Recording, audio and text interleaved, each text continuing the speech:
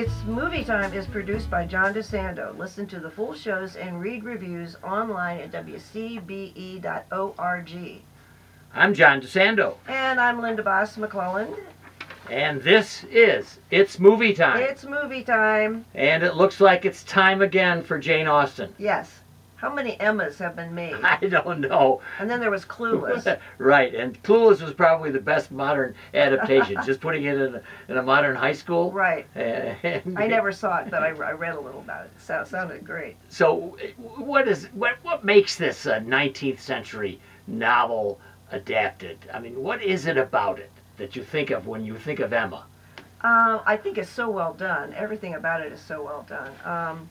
Anya Taylor-Joy plays Emma, and she does a very good job.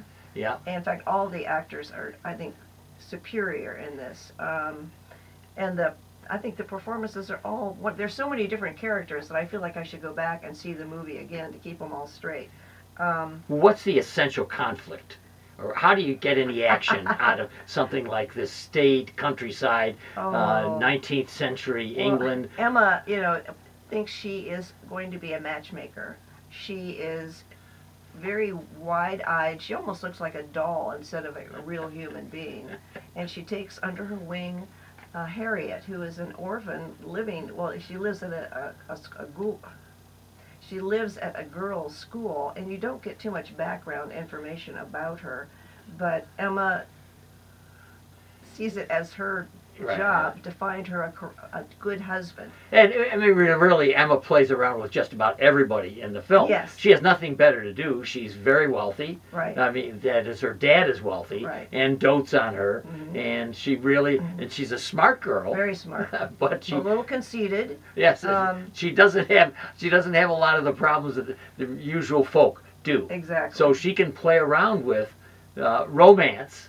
And play around and avoiding it though for herself. Right. So what's the deal with that? She's just not interested in getting married, I don't think. Yeah. But however, George Knightley appears on the scene, and he appears to be a good old friend of their family. And he's very comfortable at the Woodhouse estate, even though Emma and her father mostly ignore him.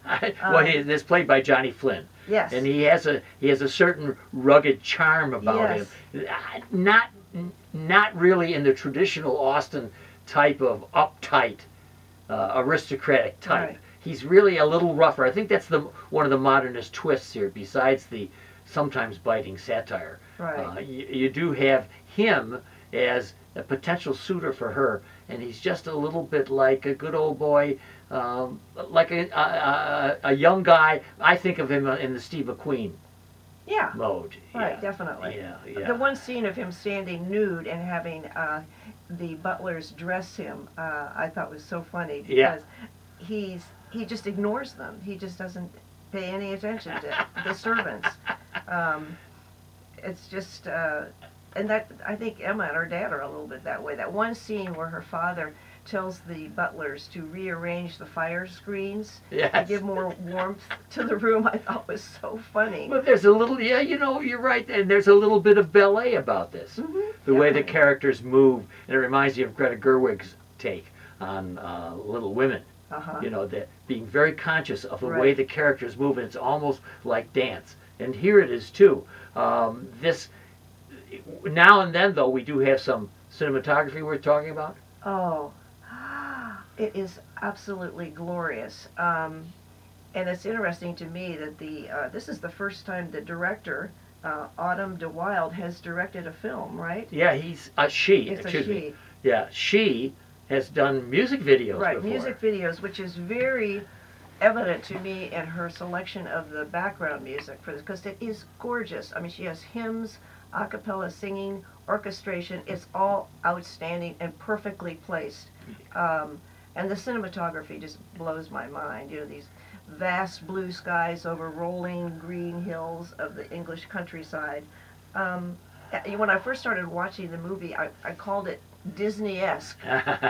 Reminded me of almost a cartoon, because in some scenes the color was so perfect, and at times there was an absence of shadow. And I think you're right. There's something tableau-like. There's something painterly. They got one scene Yes. where the two of them are in front of one of those giant murals that they have in the castle, in the estate. Right. And it's almost as if the director were putting them right in to the context Right. of all these very beautiful but uptight people in the painting. Exactly. So, is there, as you have in, say, Downton Abbey or other places, is there a stark class difference in this? Is there a commentary on class, do you think? Well, it's obvious they have servants all around them, and occasionally, if you watch carefully, you can see one of the butlers or the servants in the background saying something to each other. You have no idea what it is, but these people just, they treat their servants like they're not really there, like they're not real people. I don't know if that's the way. Yeah, well, no, I think you're right. There's much less of class differences in this because the working class is not featured. Right. Except when you're talking about her matchmaking. Right, and Harriet, who she wants to find the proper husband for, I think is really in love with the farmer. Yeah, there you go. Of course, Emma doesn't approve of that at all. But and then there's the preacher of the church who she was trying to set Harriet up with, who really has his eye on Emma. And then he winds up marrying this very strange woman with the longest neck I've ever seen. Sure, yeah. And she just chatters on and on and on. Well, you know, in my understanding of 19th century England, the prelate has always been kind of nowhere in the class structure. The priest has been able to be elevated in a sense, but yet doesn't come with any wealth. But there is something about the prelate's position that allows him to move into the upper classes. Because he has a certain esteem about it. Yeah, and so, but still not looked upon as landed gentry or as rich or whatever. Yeah. And in this one, kind of goofy. Yes, I thought he was very goofy. Yeah. So so we're talking Jane Austen again. Yes. It's not Pride and Prejudice. It's Emma. It's the comedy. It's Jane Austen's last novel. Right. She dies 2 years after this. Linda Baas McClelland, what grade would you give Emma? Well, I thoroughly enjoyed most of it. I had great humor in it. One of my favorite scenes was at a very fancy gathering, and Emma sits down and plays the piano, which she does quite well. But then a newcomer, her name is Jane Fairfax, sits down at the piano and just blows it out of the room. Yeah. And I think Emma all of a sudden realizes she might have somebody a little bit better than she is in some things. And I like when Knightley plays the violin, doesn't he? At some point, anyway. I can't remember that. There was so much going on. Anyway, so that's a long way around, Linda, by telling me what grade you're going to give it. I'm sorry. Obviously I'm giving it an A. Very good. And I'm going to award it a B+.